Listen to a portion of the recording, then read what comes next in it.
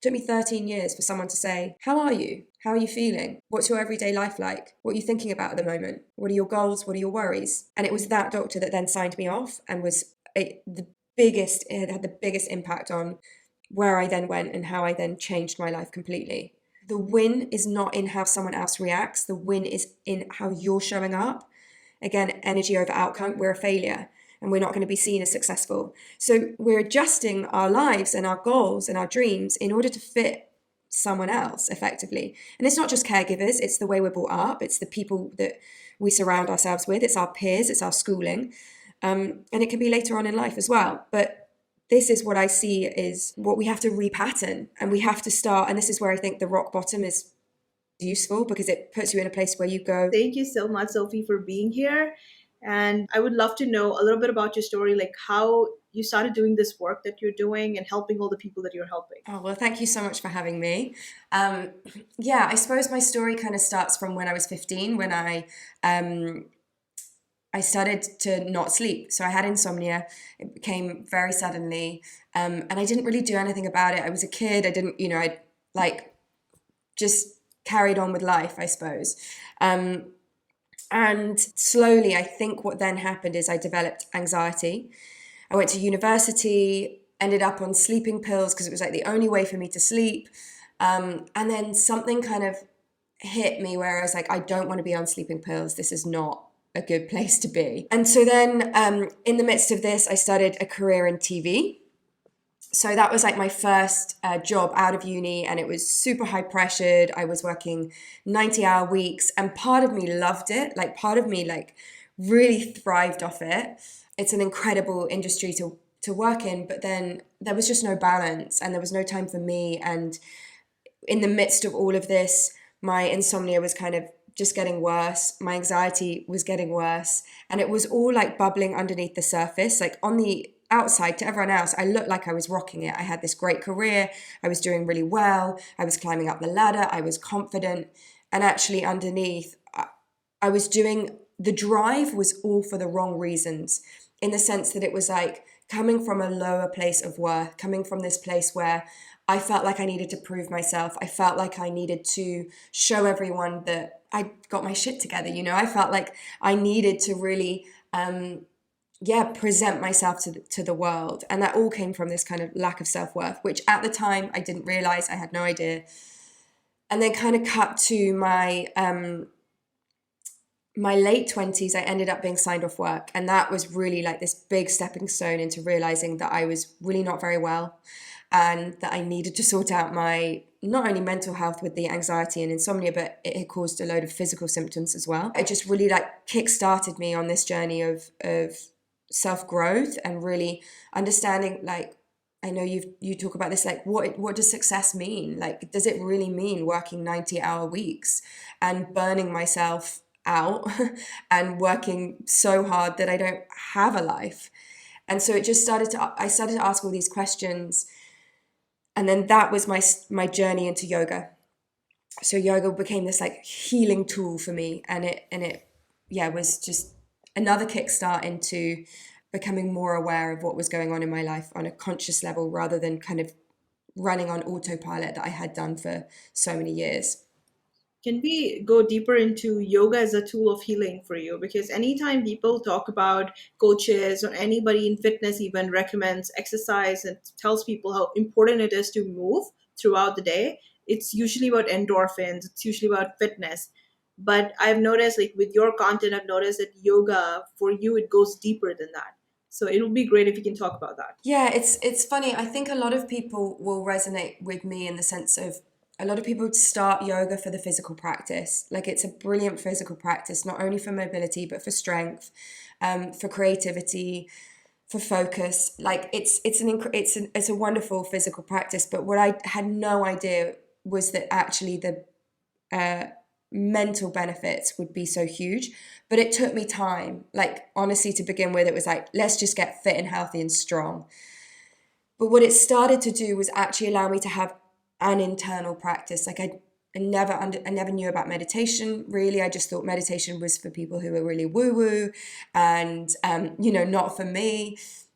And I started to see that there was this practice that, was about internally reflecting, becoming aware, but being mindful of your body, asking what's going on. Because now, years down the line, I can see that if feelings come up in the body, they are a signal to us. They're a signal to us of what is going on at a deeper level. And we have to pay attention to that. And I know you've talked about this before. It's like so often these feelings come up and we just avoid and ignore and push under the carpet. And so I think on quite a subtle level, it started with the meditation practice, becoming more aware, the philosophy of yoga as well. There's the yamas and niyamas, the huge kind of yogic principles. And when I first heard them, because they're in Sanskrit, I was like, oh no, this isn't really for me. And slowly I've realized that actually it's all of these principles I've managed to kind of mold into my life in, I suppose, a more modern way, because obviously a lot of the yogic principles come from a long time ago. But things like non-violence, like not being violent, not only to others, but not being violent to yourself.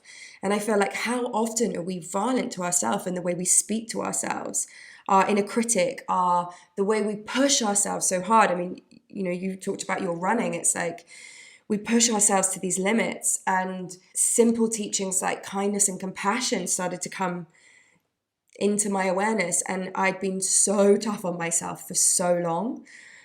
So it was kind of a stepping stone. The philosophy, literally awareness. Like, I think the problem with being on autopilot and being in your subconscious, so it's like 95 to 97% of our thoughts, feelings, behaviors are subconscious. So much about the work that I now do is about bringing the subconscious into the conscious mind. And this was like that stepping stone of awareness. Where am I taking responsibility for my life? Where am I blaming other people? Where am I in victimhood mode? So much of my life I was in this like victimhood mode space where I was saying things to myself like, why do bad things happen to me? Why is life so unfair? Why do I have insomnia and someone else doesn't? And without realizing it, it was just dragging me deeper into a hole instead of, okay, well, this doesn't feel good. Well, what can I do about it? Instead of blaming external events, what can I do internally to change my world? So yeah, yoga therapy came at a very similar time as yoga, and it was so interesting because my therapy and the yoga practice was so beautifully entwined.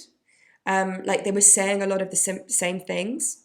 Right. And then yeah, that kind of sparked me into a whole world of really diving deep into meditation, and then meditation has, just transformed my life.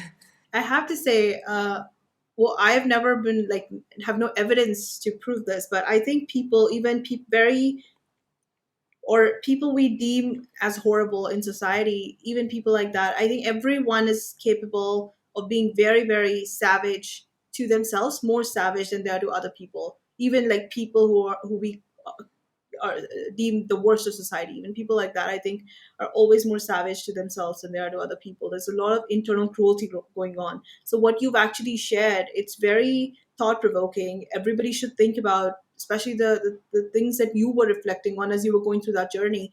And I think that would alter things massively. At least they did for me. So I love that you shared all of that. Thank you so much for going so deep into it. And I'm going to ask you a weird question, because I would like to know what that looked like for you as you were going into this world of yoga. Because a lot of people think of yoga and they think of all of those impossible poses, right? And then they're thinking, if I am trying to nail this pose, there is no way I'm also in touch with my breathing and my thoughts and all of that. So for people like that who are very intimidated by the very idea of doing yoga, what does that look like on a very practical basis for a beginner? Yeah, I think it's a really good point. I think that you have to find a class that suits you and a teacher that suits you. And I'm not everyone's cup of tea in terms of my yoga teaching. I know that, and that's totally fine. We have to find people we resonate with, the way they teach. We have to find someone we can resonate with. And if you're a beginner, you want to go to a beginner's class, not some kind of crazy handstand class, because it's just going to put you off. And it's really funny because for me, like the practice has changed so much. I used to go to the teachers where it was like a really hardcore, like vinyasa or ashtanga practice where, you know, I'd be sweating tons, maybe in a heated room, you know, and it really was like about feeling strong in a very physical sense. And now my practice has changed so much that often my practice is at home on my mat, and it might be just kind of almost rolling around on my mat for 10 minutes and then my meditation. It doesn't have to look like anything, you know, too Instagrammable. It can just, it is this internal practice. And actually meditation is the basis of it. But we think the physical postures now in modern day are, you know, is what yoga is. But actually it all comes from a seated meditation practice. And that is my formal practice every single day. I do not miss my meditation every single day. I don't practice yoga every single day. So yeah, my advice would be, don't give up at the first hurdle. If there's a teacher you don't resonate with, try someone else. There's so many different types of yoga as well. You know, there's slower types of yoga. There's yin yoga, which is based on longer held postures.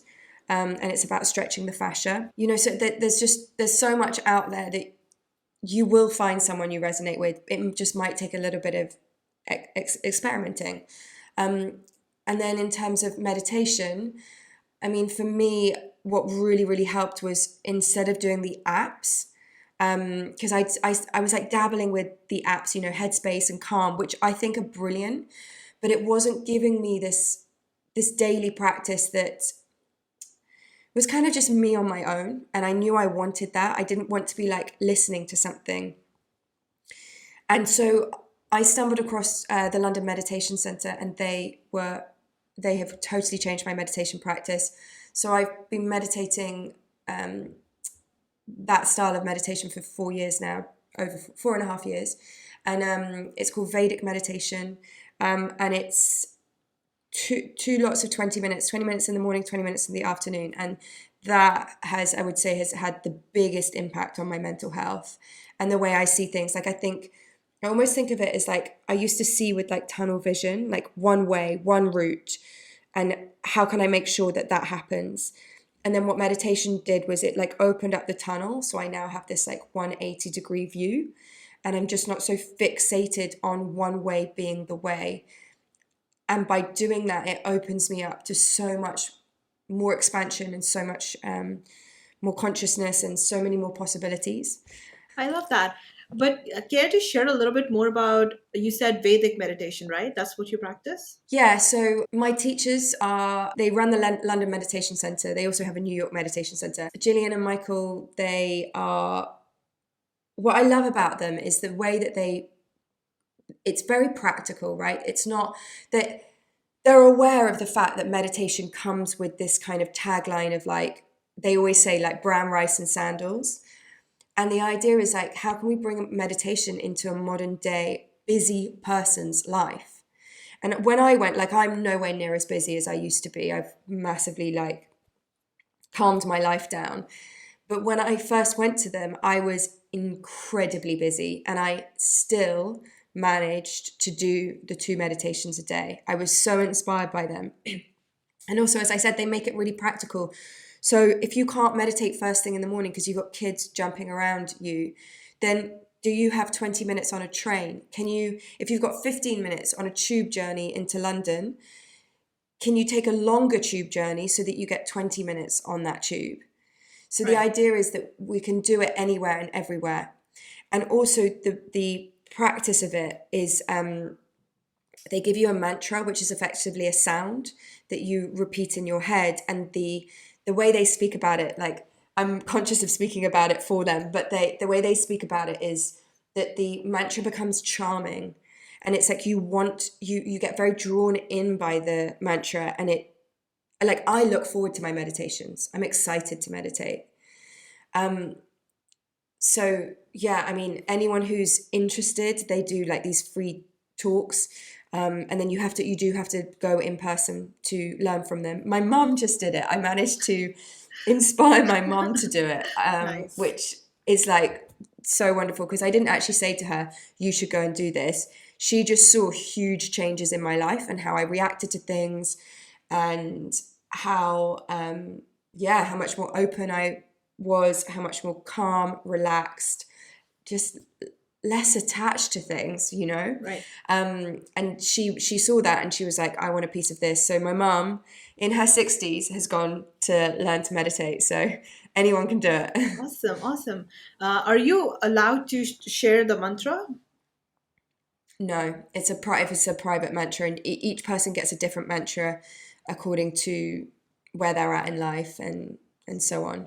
So Okay. yeah, no, I can't. I to be honest, I can't, I don't even feel like I can do them justice, you know, because they've been doing this for years. They're hugely inspirational teachers of mine. Right. What I would say is, if you're interested, go and do their free talk. It's online, and I can give you the links. But Yeah, it's been such a game changer for me. we'll share the link. Yeah. So is it a Sanskrit mantra? Is it a mantra in your own language? Sanskrit.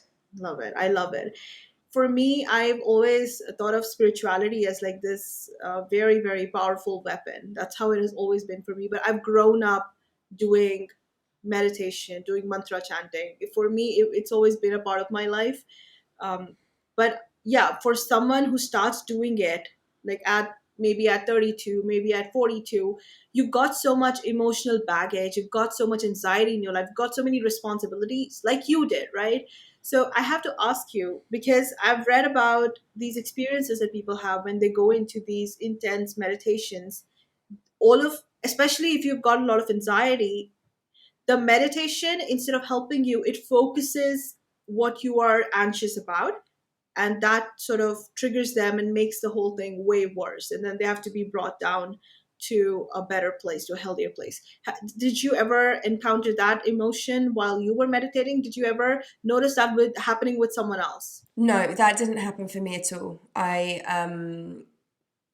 It massively helped my sleep, which in turn massively helped my anxiety. So no, it wasn't like I sat and meditated and then focused on my anxieties and made it worse.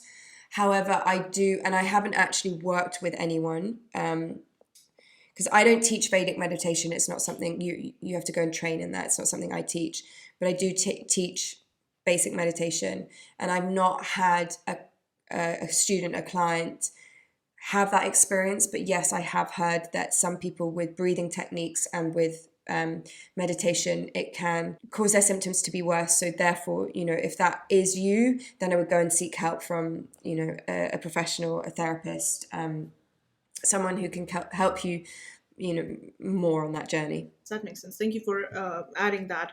I think mantra chanting is fairly safe because your focus stays, in the vibration of it and the feel of it in your body. I think that what you're suggesting makes a lot of sense. I think it will be helpful to a lot of people. um Mm. yeah, what is sad is, and I noticed this with most of the guests who come onto the show, is that everyone had to go through like this horrible journey before they were like, okay, let me figure out what's going on with me, let me go onto a healthier path. And that is sad, but that's just how it plays out. At least I've never met anyone who was just woke up one day and was like, for no apparent reason, was like, let me be healthier. It always happens because something's not right in your life. But I would like for my audience to not have to go through all of those struggles. So for someone, like for anyone out there who's living their life as they're going through their life, are there any rituals, any practices, any exercises that you can recommend that would help people stay in touch with their inner self, so that before things get really, really bad, they can notice when something isn't functioning quite as it should? I think it's really interesting that before I go into the exercises part, I think it's such an important point, because the truth is most people have to reach some kind of rock bottom to really do something about their Yeah. mental health. I think people don't really, especially if you're someone like me where my anxiety like simmered. Do you know the analogy of like the frog? A frog wouldn't jump, if a frog jumped into boiling water, it would jump out. Hmm. But Hmm. the frog that is slowly boiled from cold water into boiling water doesn't jump out, because it's a slow process. Right. And for me, that was like my anxiety. It wasn't like suddenly I was having like insane panic attacks. It just slowly crept up over years and years. And I actually thought it was who I was. I didn't realize that I'd kind of piled on these layers of pain and struggle and mental imprisonment, you know? And so much of this work is actually about unpeeling that and getting back to your truth, your essence, your own sense of who you are and your wisdom, and a high sense of worth. There's a quote that one of my teachers always says, don't save someone from their rock bottom, because we're always wanting to save other people, right? Yeah. And I think that's so powerful, because it's like people have to quite often hit these rock bottoms in order to do something about it. Yeah. Having said that, if you are in a place where you know something isn't right and you're determined to do something about it, I mean, there's so many practices that I think are hugely beneficial. The first thing is have a daily internal practice. And I think people quite often see this as like a tick box exercise, especially nowadays where everything is wellness. Yeah. Oh, if I just tick box my quick meditation, my gratitude practice, and I say a few affirmations, I've done my wellness. And for me, it's so much more embodied than that. So my practice consists of my 20-minute morning meditation. My gratitude practice is thinking about 3 things from the day before that I'm grateful for, and I visualize them. So a visualization practice is so powerful, because our bodies and our minds do not know the difference between what's actually real and what's imaginary. Hence why we get anxious, right? Because we're thinking about something happening in the future and we get scared. And then the fear response in our bodies, our heartbeat rises, we get sweaty palms, maybe we have a panic attack. But that thing isn't actually happening now. We're visualizing it. So instead of visualizing the bad, we start to visualize our gratitude practice. So tomorrow, I'm sure I'll be grateful for this podcast, and I'll visualize sitting here, being here. How did I feel? And then allowing those feelings to come up in the body. So we're training our body to have these feelings of gratitude, of joy, of connection, of laughter, of calm, whatever it is that goes along with the gratitude. And you really ignite these feelings in your body, because the way that we're wired is to be wired towards our kind of threat response, our survival mechanism. And so it's so much easier for us to see the threat, to see the negative, to see ourselves as the victim. And actually we have to work really hard for our brain to not go down that path, but to go towards the more expansive place, which is, I've got this. Things are good. I have things to be grateful for. I have a lesson to learn here. Even though something was difficult, how can I pivot? So that's the more helpful route. And actually doing this gratitude practice will wire our bodies and our brains to go towards that in time of distress. So it's a beautiful practice to have before something difficult happens. After my gratitude practice, I move into intentions. So my intention will be very specific to the day. So my intention today was to show up really present to this podcast. And then after that, rest, because I know that my body is just a little bit burnt out at the moment, or run down. I shouldn't say burnt out, run down. Right.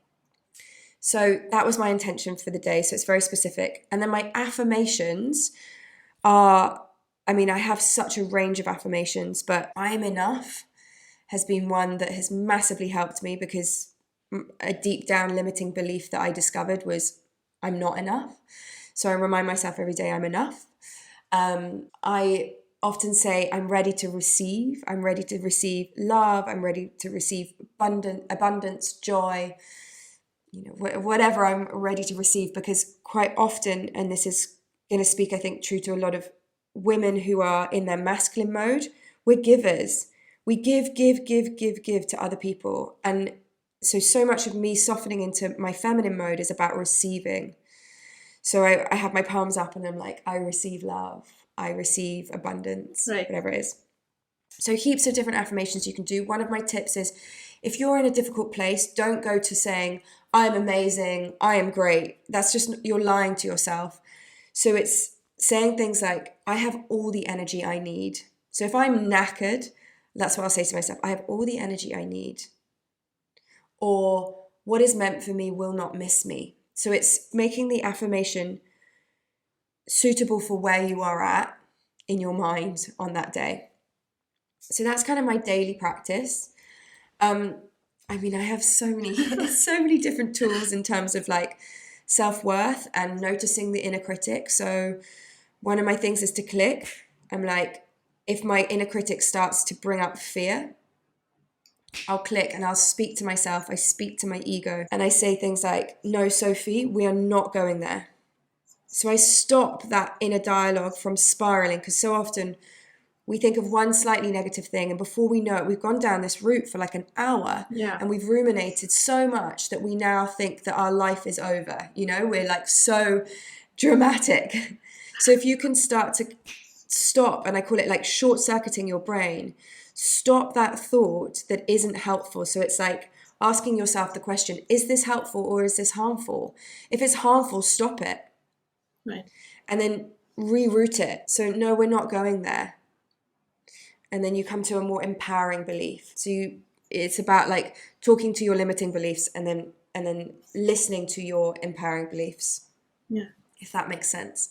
I love it. I really love it. One of the reasons why I asked you onto the show was because I loved your energy in whatever few videos that I saw of yours. I read a lot of your content, but I saw like a few videos, and I loved your energy so much. Like some people just have such a calm, focused energy that it comes across even on your like cell phone, even through video, and I love that. But let me ask you this, because you've been on that journey where you were in this place, high anxiety, high stress, very strung out, and all of those things. Has that energy altered? Has how you show up, your interpersonal dynamics with people, has all of that altered? Because some people, they carry a lot of stress inside, but outwardly they're the same. Was that the case for you, or doing all of this work has completely shifted even how you externally project your energy? I would say yes and no. Like I think kind of what I was saying about like unpeeling the layers to actually getting back to my true self, which I know can sound really cheesy, but it's like, so I think a lot of it was there, and it did show up in moments. And I would say people see a lot of the same kind of characteristics. Like I've actually always been very energetic.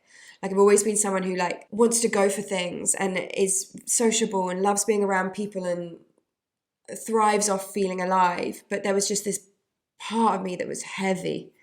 And so I would say that heaviness is massively lifted. I'm no longer so stuck in my head. So, for example, one of my parts to my anxiety was I got really socially anxious. And it was a huge moment where I was like, this is not me, because I love being around people. But even my best friends, I got so scared to see them, because what would happen was they would be talking to me, and in my head, I'd be talking to myself so horribly that I'd be saying things like, you've got nothing to say. They're not going to want to be your friend anymore. I don't know why you're here. You should just go home, because you're going to make a fool out of yourself, and they're really interesting and you're not. And in that process, what would happen, because they're talking to me and I'm not listening to what they're saying, I'm so in my head, then I don't have anything to say back, because I'm lost in the conversation. So it kind of made it even worse. And so I started to skip social events, and I would have, that feeling the day after, being like, if I did go to a social event, even if I didn't drink, I'd have that like hangover anxiety. I'd be like, oh, people are just going to think I'm such an idiot, and I'm so embarrassed. I had all this kind of, I suppose, shame. And that has totally gone. Like, no, maybe 99% gone. I can't say it's like completely gone, but Yeah, sure. It's really gone in the sense that like I would say one of my strengths is listening. I can really listen to someone now without interrupting, without thinking, what am I going to say next? Without I'm really present and absorbed in them, and I couldn't do that. And I do know that energetically there's a big shift in a relationship when that happens. Like I've had quite a few people say to me, hey, Sophie, you're really good at listening. And it's something that I trained. It was like part of my therapy was like training, listening to someone rather than being stuck in my head. And I think also when you build your self-worth, it's a skill that is massively developed, because you're not thinking about, oh, what do I need to say next in order to be interesting in the conversation? You're just present to them, and it's not about what you can offer. It's really about just listening. So that has definitely been an energetic shift. And then just like a final kind of shift, which I don't know if, well, I think people do notice on the outside. My mum definitely has. but I'm less like grippy onto stuff. Like I was kind of talking about that earlier. Like I don't have this sense of controlling my life like I used to. So just a slight segue, part of my journey has been getting married, was with someone for 10 years, was trying for babies, buying a house, all of that. And I went through a sudden separation and my life totally changed. I moved to Bali for 3.5 years. My life looks just so different to what I thought it was going to be. And because of that, again, because of that kind of rock bottom, I've stopped trying to control things. So people say to me, oh, are you going to go back to Bali? Where are you living now? What are you going to do? And I'm like, I don't know. I'm open to anything. I don't have this fixated, like, it has to be this way, because if it's this way, then I'm worthy. I feel worthy wherever I'm going. I know, because it's about, and this is kind of to my point of the energy part, it's not about the outcome so much for me. It's about how am I showing up every day? How am I showing up in terms of my reaction to things? Like two things happened this morning, one with work, one personally, that I could have got riled up about. And I just don't. It just doesn't affect me on that level, because I've kind of made these intentions to show up in different ways, to show up in a way that is just more open and relaxed and enjoying the journey, rather than, okay, well, if I meet someone or if I have a baby or if I get the house, then I'm going to be happy. So that is my goal. It's about energy over outcome. Yeah. Another question on the same subject that I have is about physiology. Like, I don't know the answer to this question. I would say from my own experience, if you don't feel good in your body, you're not going to feel good in your mind. For me, that's just not possible. But that's just my experience. It's one person's experience. So from you, I would want to know what you've noticed for yourself and for your clients. Is it possible to not have a healthy body and still enjoy like good mental health, good emotional well-being? It probably depends on what level of unhealthy, and are you dipping in and out? Is it just like, you don't do exercise for a couple of weeks because you're on holiday? That to me is just balance. I can speak from my personal experience, and I think this experience also is very much the women I work with. I know they've had similar experiences to me as well with this, but a lot of the insomnia and the anxiety then was manifesting in physical symptoms. I had really bad IBS. I had night sweats that were really terrible, to the point of like being dripping in sweat at night, waking up 4 times a night, changing my pajamas 4 times a night. And I also lost these are kind of the main symptoms that I had. I also lost my period. And when I really tackled what was going on at a deeper level for my mental health, all of this got better. I haven't had a night sweat in years and years. I've got my period back, woohoo. And IBS, I experience some symptoms every now and then, but it's not crippling me. So yeah, my experience has been, it's so intertwined, and I listen to my body so much more now. Like, even so, because you don't know how I normally speak, but I can hear in my voice I'm run down. And so today, instead of feeling guilty, apart from this podcast, I've cancelled everything. The old me would not have been able to do that. I would have been racked with guilt. I would have felt so bad. I would have felt like I was letting everyone down. But it's like this, I have this sense that just of honoring myself now and where I'm at. And I'm not that ill. I'm just run down. But I know that I need a day to rest. And I know that's what my body needs. And maybe someone else wouldn't need that. But I honor what I need physically. And also I look at what's coming in mentally, right? Because the first thing that happened to me this morning straight away, because I had an 8 a.m. appointment, when I cancelled it, I was like, oh, what are they going to think about you? And then straight away I did the click. I'm like, that's not where we're going. You're being kind and you're honoring yourself and where you're at. And I do think we need more of that in our lives. And I get it. Like, I work for myself. I know I'm in that position that I can decide to do that. But just, yeah, I think that really starting to look at what is going on in your body and then seeing what that's trying to teach you in terms of what's going on in your mind. And it's the same, you talked about triggers earlier. When we get triggered, we have a response, right? The body has a physical response. We feel sick, we feel afraid, our heartbeat rises. we want to run, these very physical, primal responses, it's like the fight and flight mode. Why is that triggering you? What is going on? Why do you feel unsafe? That's the questions that, therapists, people, coaches, people you work with can really help you get to the underlying issue.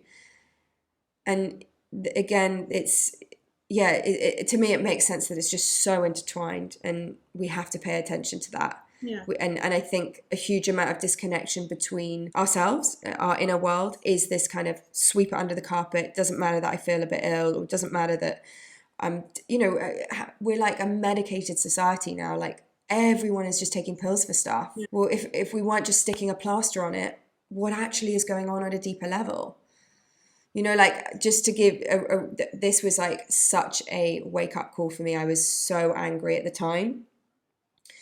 When I lost my period, my gynecologist said to me, don't worry, it will come back. Don't worry, it will come back. And I was like, but I want to try for kids in like 6 months. Don't worry, it will come back. It's fine. 6 months later, still don't have my period. Oh, well, it's fine. You can just do IVF. And I was like blown away. I was like, what do you mean I can just do IVF? I was like, there is something physically not right with my body. I am a woman. I should be bleeding every single month. I haven't for a very long time. Surely you have better knowledge or a better plan than we're going to now medicate you and do something, that's huge. Yeah. In order to have a baby. And there was not one question about stress, about my background, about what I've been going through, about my lifestyle, nothing. And in order to get that, I had to go to the alternative medicine. I went to an acupuncturist who was amazing. She helped me get my period back. But the whole thing was about me reconnecting with my body. It wasn't about me putting pills or, going down that route. It was about me really reconnecting with my body, with, she taught me so much, visualizations, mantra, prayer, all of it.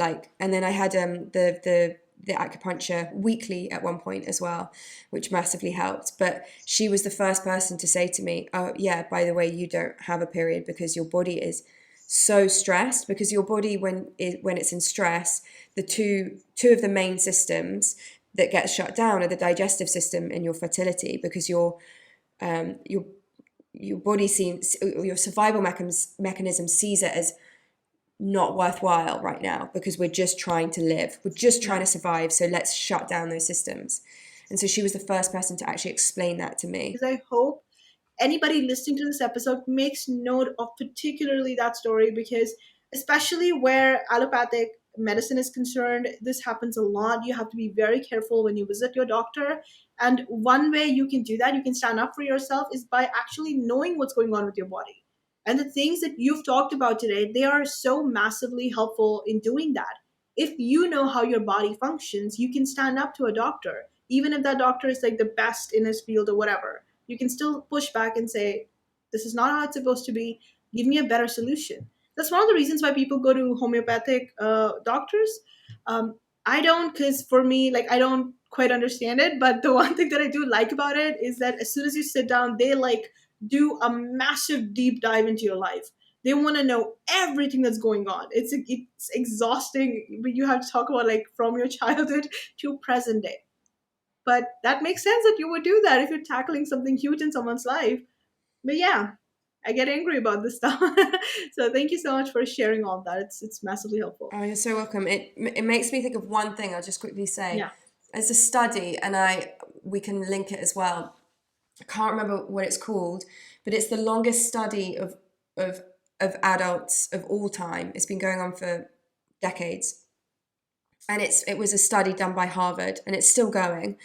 And they studied, at first it was men, then they studied their wives, then they studied their children. And basically they didn't have an idea of exactly what they wanted to come out of the study. They were just studying them physically, with ECGs, brain scans, all of it. They were also talking to them, asking them how they feel. It was a really holistic study. And the thing that's come out of it is that the biggest marker of your health in your 80s is not what your cholesterol has been or what your blood pressure has been. It's actually the quality of your relationships. So people who had great quality relationships surrounded by love were the healthiest. And that is the thing that came out of this study, that they had no idea that they were even looking for that. And that to me is just like such a beautiful reminder. And it also makes me think of like the fact that, and I'm just generalizing with my experience of some of the doctors that I've been to in the past. And I actually have been to some medical, like the more Western medicalized system, who are great, really great. But I have been to some where there's no relationship between you. And I understand it's also really difficult. The system here is like you get 10 minutes, but there's no actual relationship of being like, how are you?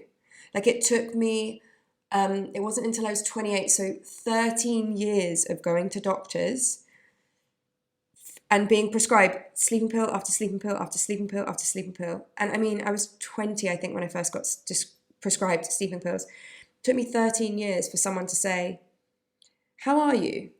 How are you feeling? What's your everyday life like? What are you thinking about at the moment? What are your goals? What are your worries? And it was that doctor that then signed me off and was it had the biggest impact on where I then went and how I then changed my life completely.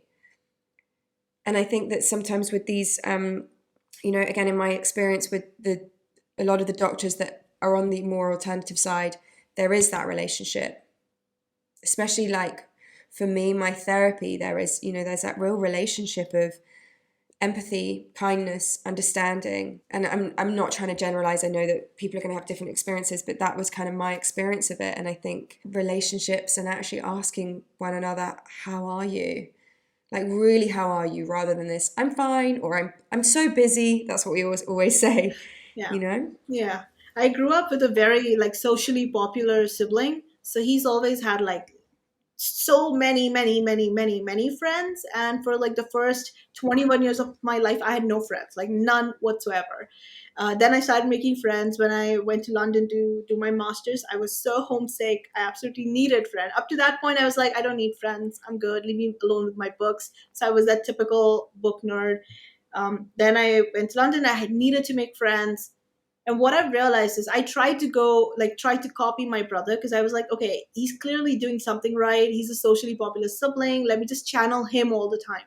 And I ended up with a lot of friends. I was the funny one in the group suddenly from being an introvert to that. And then I came back again. I maintained all of that social circle. I continued to make lots and lots of friends. But it just sort of drained my energy all the time. It was just not energetically compatible with who I am. So now I've got like 3 4 constant friends, like people that I'm constantly in touch with, but those are like very deep, very genuine friendships where we understand what's going on with each other, where we can like offer advice without having to know the whole situation because we know each other so well and we're there for each other.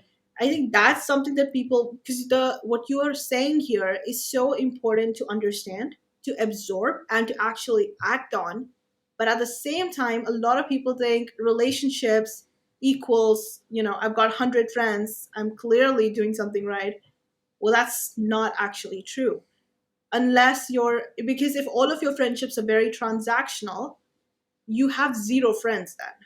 You've got zero friends. But if you have like one very, very genuine friend, someone who would actually show up for you and actually understands you at your core, I think you're good. You're good to go. Mm, Yeah. I love that. Okay. So a lot of these emotions that come up with wanting to show up a certain way in the world, constantly feeling triggered and constantly feeling sort of energetically very wired, I think it has a lot to do, this is my opinion, it has a lot to do with ego, with how we want to be perceived by others. So that's, I think, worth talking about and worth diving deep into where this need is coming from for other people to see us a certain way. Why not be more about how we want to show up in life? So, from what I understand, and that this has just been really helpful for me in my process of understanding this, is that your ego and your survival mechanism are very, very much linked. Like your ego is linked to fear, and your ego doesn't like things to change and doesn't like uncertainty. So we hold on to our identities. Like our identity is a huge part of our ego. So when we're kids, we are being looked after by our caregivers. And if we don't act a certain way, we will not be looked after by our caregivers. This is what we perceive, right? In the sense of this is what our survival mechanism is zoning in on.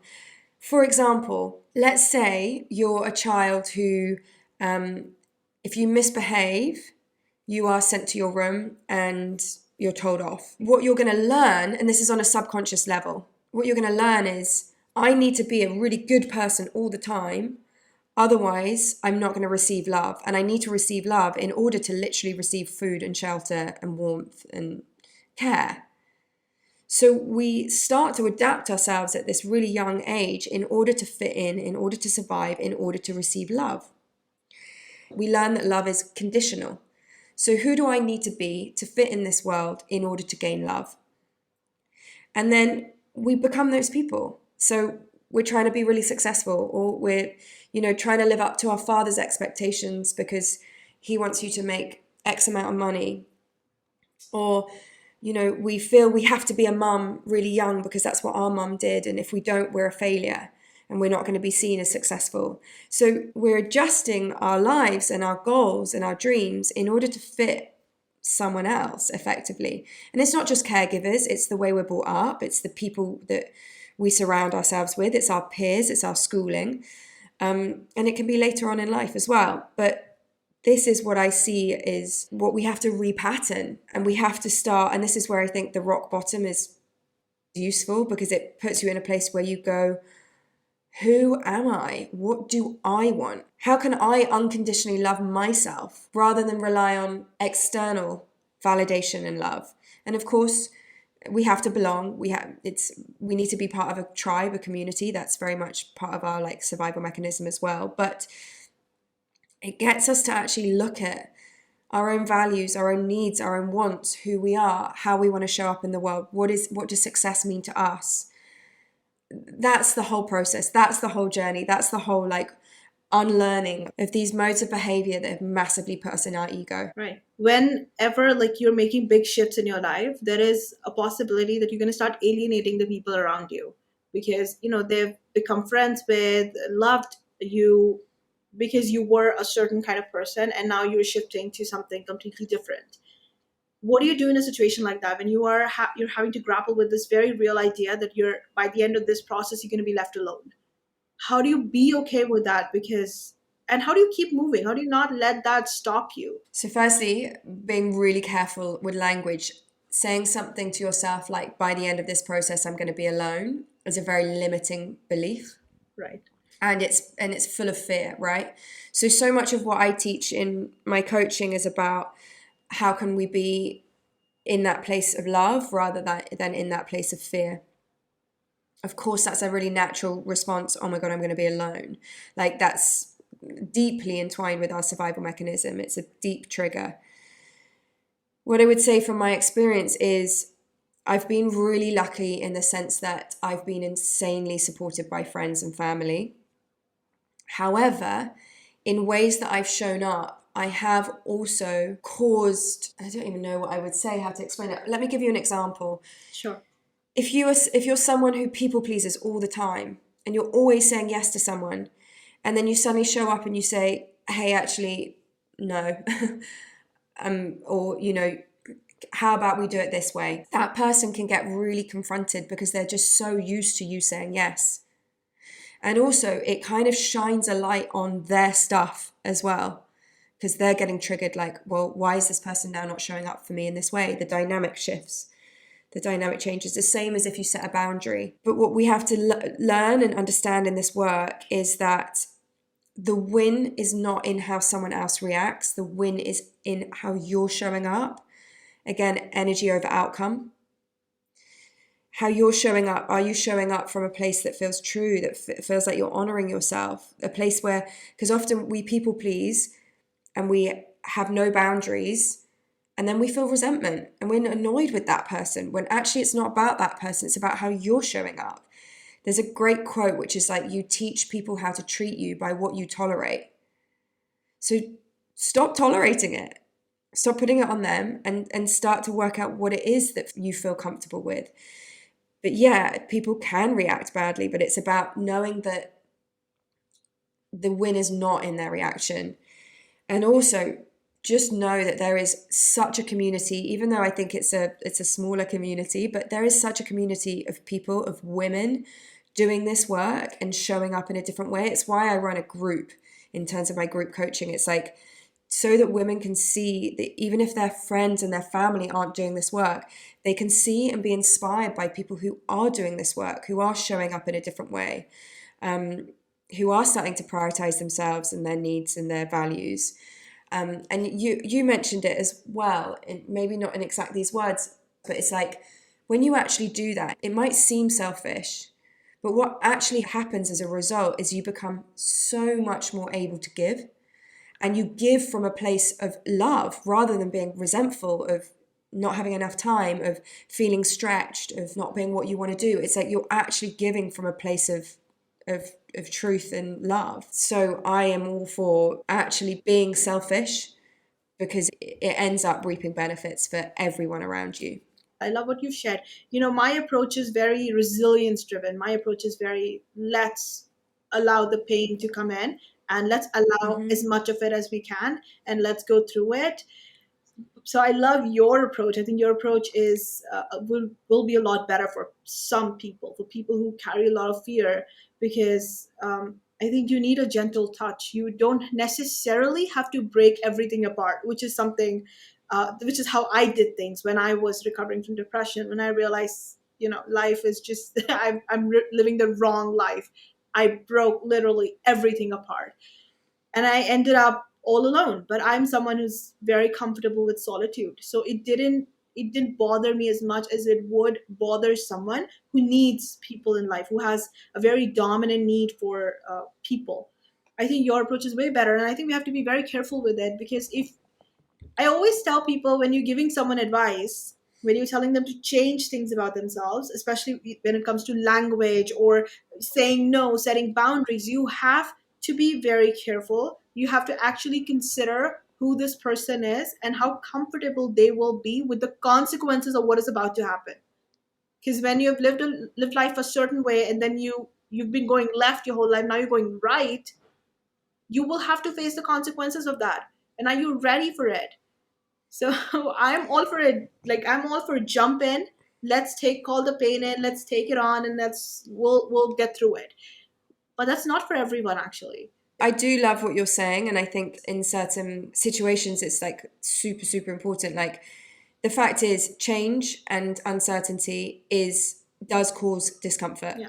And you're so right. You build a resilience for that discomfort. Like I am totally happy not knowing what I'm doing next year yet, where I'm going to live, what I'm going to, I'm happy with that, but I was not years and years ago. Yeah.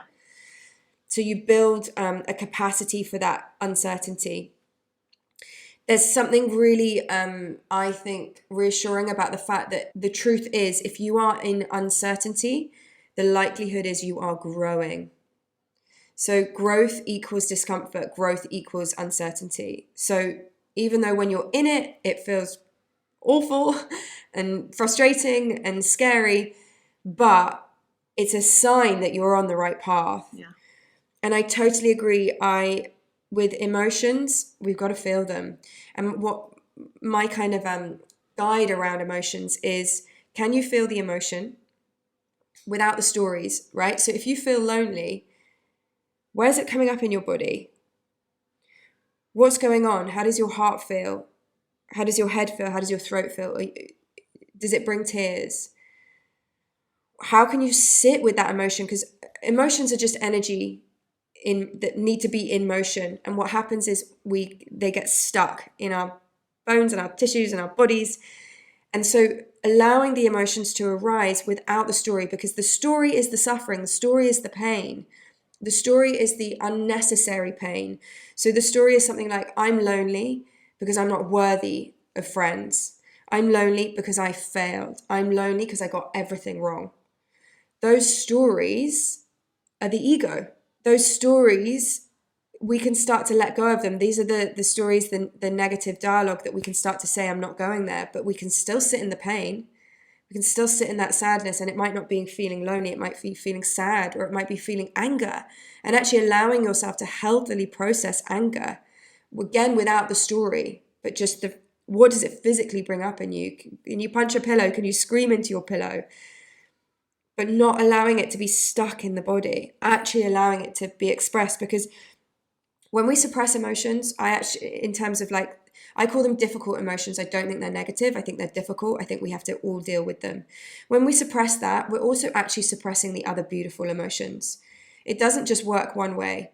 So my ability to now literally feel joy and feeling alive and feeling peace and happiness, that ability, that expansion has come from the real process of feeling grief, pain, sadness, disappointment, frustration, anger.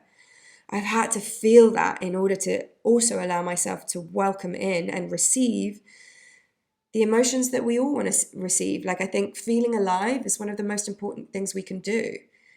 It will feel.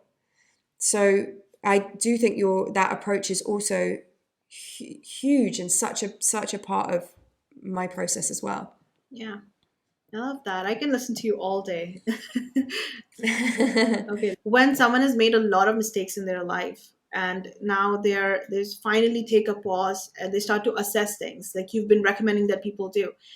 If you really disappointed yourself, you've really let yourself down, how do you make your way back to a place of strength to, find it in you to make decisions with conviction? I think if you're in a lot of like blame and shame from the mistakes you've made, I really, really recommend working with someone. Because when you're in that place, I think having a person there to help pull you out of victimhood mode and blame and shame, because they're very corrosive states to be in, I think definitely get some help. And I think that one thing that has always helped me with realizing I made mistakes in my relationship with my ex-husband, I didn't show up in certain ways. We all have feelings of regret and mistakes that we hold. And what I just say to myself is, I didn't have the tools that I now have. I didn't have those tools at the time. I wouldn't have behaved any differently because I literally didn't have the tools. I didn't know then what I know now. But what I know now allows me to expand and grow and to see that my mistakes are actually such an amazing stepping stone to success and to moving forwards. Like, every single person in the world who is hugely successful has made failure, mistake after failure. It's just a part of life, and not seeing it as something that has to be this heavy weight, but actually seeing this as something that was there to teach you, something that was there as like a guide and a gift. Right. Okay. Let me just ask you, because you've already shared about your rituals, which I have loved. So I think this would also be massively helpful. What do you do when you feel really, really angry, but you understand that expressing that anger in that moment is going to cause a lot of damage? What do you do then? What do you do when you feel like someone you care about deeply is misunderstanding you and you feel a sense of betrayal in that moment? Thirdly, what do you do if you've gone through like a ringer, like physically exhausted, emotionally exhausted? How do you recover? What are your go-to practice in those three scenarios? Okay, wow. So what I would say, the first thing that kind of comes to mind is, do not have the discussion when you are triggered.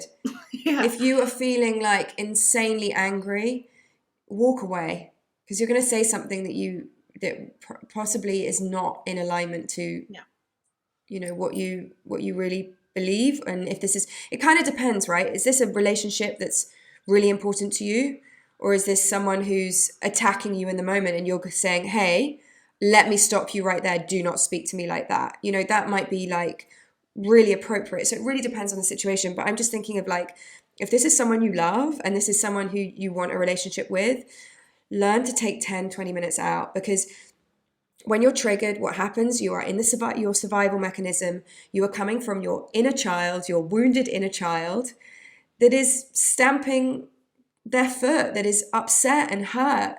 And normally, when we're triggered in this way, there's another quote that I love from a teacher of mine called Mark Groves, and he says, whatever is hysterical is historical. So if you're coming up, if you're reacting to something with a lot of anger when something's maybe, not huge happened, like when the reaction outweighs what happened, the likelihood is this is coming from your limiting beliefs, you feeling like this as a child, it's triggering something. So take a moment out, take a moment to pause, breathe, talk to yourself. Self-soothing is so important. I am safe, hand on heart, being with yourself, trusting yourself, allowing your nervous system to regulate, and then going and having a conscious, constructive conversation. So that's the anger one. What was the second one? Okay, so if someone you care deeply about is misunderstanding you, has built a picture of you that is just not consistent with who you believe yourself to be. So again, the same things apply if you're really triggered.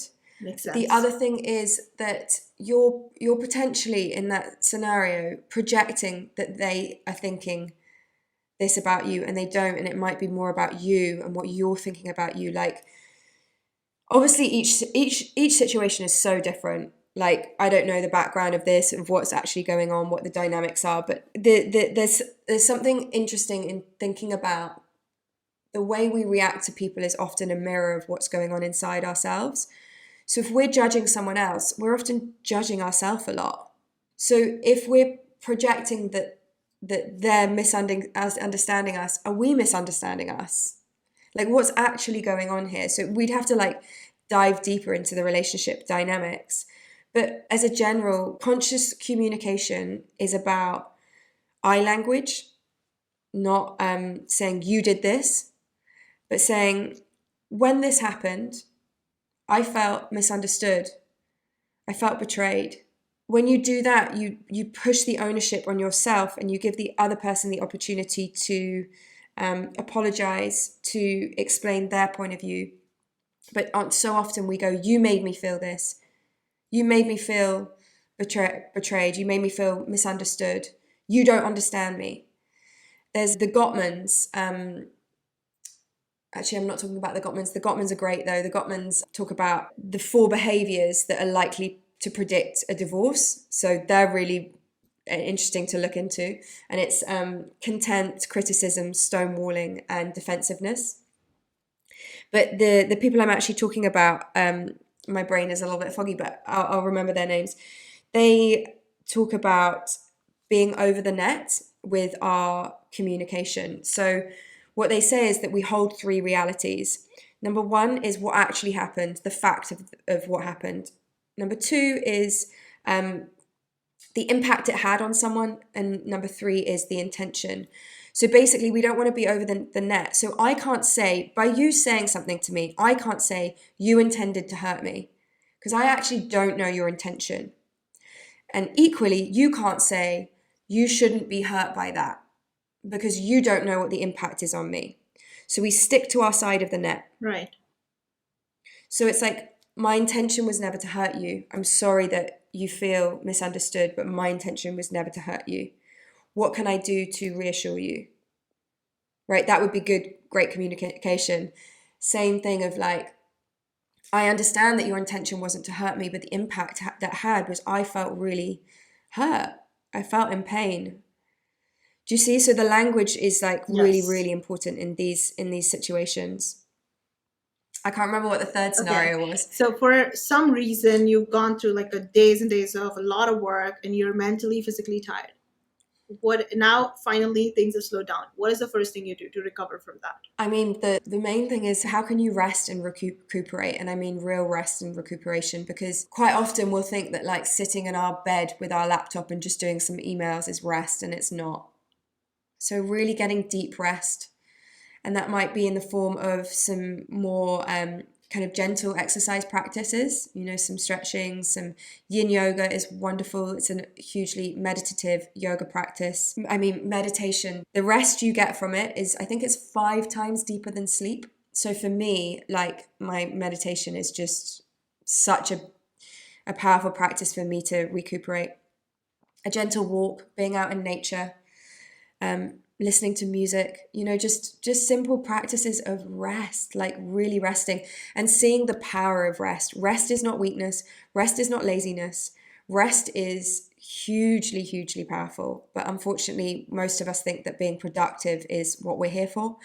And actually, rest is just hugely productive to us, but we don't see that until we burn out, right? Yeah. So yeah, I would say that that's kind of my practices. Also, like for me, I love cooking. Like I'll cook like a simple meal, but it's like feels like I'm nourishing my body. I'm giving myself something really nutritious, and I've made the effort to do that. So that's something I'll do today. Switching off to a great series as well. I'm definitely going to be doing that later today. Right. But yeah, I would say rest and connection as well. Getting on the phone to a good friend, just having a natter to someone that it's easy to talk to. But yeah, I think part of this is discovering what brings you that sense of peace, that sense of meditation. Like for a lot of people, it will be like getting creative. I have one client who knits in the evening. It might be having your herbal tea or painting or drawing. I would definitely say creativity is a wonderful way of bringing in bringing in a sense of intrinsic value. So we are often doing things for extrinsic value, like what can I achieve? Am I going to get praised? Where am I going to go by doing this? But like I play my guitar because it's intrinsic. I do it because I love it. I play and sing and I'm not great at it, but I love it. It makes me feel alive. It's like the thing that puts me in my flow state, right? Right. Time will go, for like an hour will go and I won't even have noticed because I'm just absorbed by it. So finding those things that put you in your flow state, that absorb you, that are just for intrinsic value and pleasure. And there's a lot of research that has gone into rates of depression and anxiety being less in the people who perform intrinsic value activities. Yeah, true. That's massively helpful. We've reached the end of this episode. Thank you so much for watching the video and for sharing your time with me. The links to all the resources mentioned during the conversation will be given in the video description. And if you would rather listen to these conversations, you can find Experable Podcast on most podcast platforms. Now, if you enjoyed this episode, here's another conversation that you will love. I hope you enjoy it. Now, I'll be back again very soon with another video. Till then, take care of yourself. Bye.